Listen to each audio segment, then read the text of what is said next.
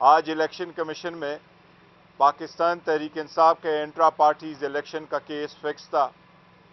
3 ممبر commission نے اس کی hearing کی ہے.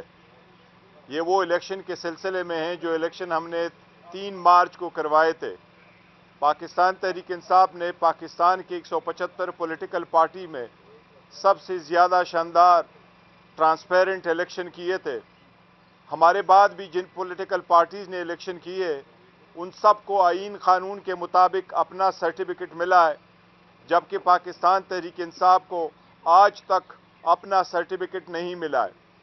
پہلے الیکشن کمیشن نے 7 کوشچن کیے تھے، اس کا ہم نے جواب فائل کیا تھا جو قانونی سوالات تھے.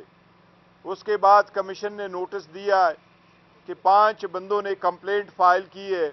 وہ ایک پیج پہ مبنی اردو میں لکھی ہوئی ایک کمپلینٹ تھی. آج ہم نے ان سب کی جوابات فائل کیے ہیں. ہمارا پورا ریکارڈ آج بھی ایف آئی اے کے پاس ہے.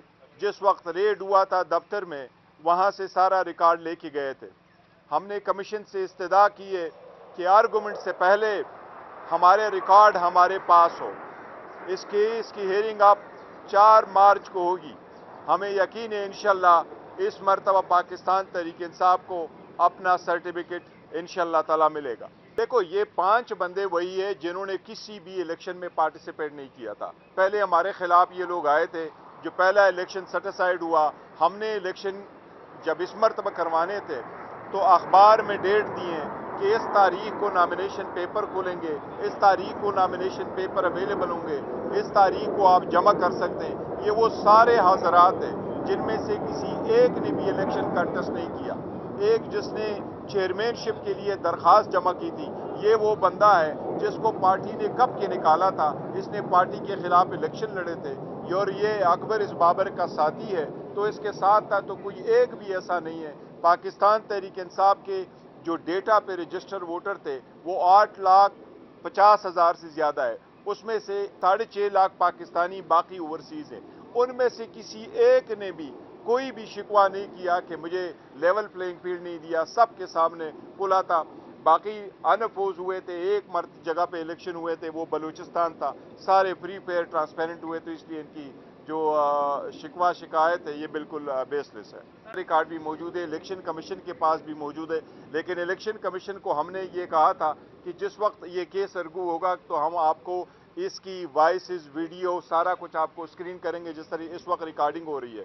تو ہم نے اس کی پکچر تو جمع کروائی ہے ہارڈ فارم میں، لیکن ان کے سارے جو ویڈیو تھے جو ہمارے ساتھ کمپیوٹروں میں تھے، لیپ ٹاپس میں تھے، ان کی ہارڈ ڈرائیو بنی ہوئی تھی، یو ایس بی تھی، وہ سارا کچھ ان کے پاس ہے. لہٰذا اس کے لیے ہم نے کہا ہے کہ آپ ان کو دیکھیں کہ کس طرح جگہ کا ارینجمنٹ ہوا ہے، کس طرح لوگ آئے، کس طرح ووٹنگ ہوئی ہے.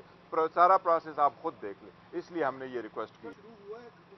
دیکھیں چیف الیکشن کمشنر صاحب کی اور ممبر بلوچستان اور ممبر سندھ کی مدت ملازمت کمپلیٹ ہو چکی ہے، یعنی 5 سال کے. اس کے بعد 26ویں ترمیم کے مطابق جو ترمیم ہوئی ہے یہ چل رہے ہیں. ہم نے یہ وزیر اعظم کا تھا کہ وزیر اعظم کو چاہیے تھا کہ وہ لیڈر آف دا اپوزیشن کو کنسلٹ کر کے آپ کنسنسس پیدا کر کے 3 نام آگے بھیجتے ہر ایک پوزیشن کے لیے پارلیمنٹری کمیٹی میں. لیکن ان کی طرف سے کچھ نہیں ہوا. آئینی تقاضا یہ ہے کہ 45 ڈیز کے اندر یہ ساری ویکنسی فل ہو. ہم نے لیٹر لکھے، عمر ایوب صاحب نے as a leader of the opposition in the national assembly, Shibli Faraz صاحب نے as a leader of the opposition in the senate, انہوں نے بھی لیٹر لکھا ہے کہ آپ پارلیمنٹری کمیٹی بنائیں. ابھی تک پارلیمنٹری کمیٹی نہیں بنی. جو ہی بنے گی انشاءاللہ تعالیٰ ہم اس سے پہلے اپنا نام ان کو بھیجیں گے، ممبر سندھ کے لیے، ممبر بلوچستان کے لیے اور انشاءاللہ تعالیٰ چیف الیکشن کمشنر کے لیے.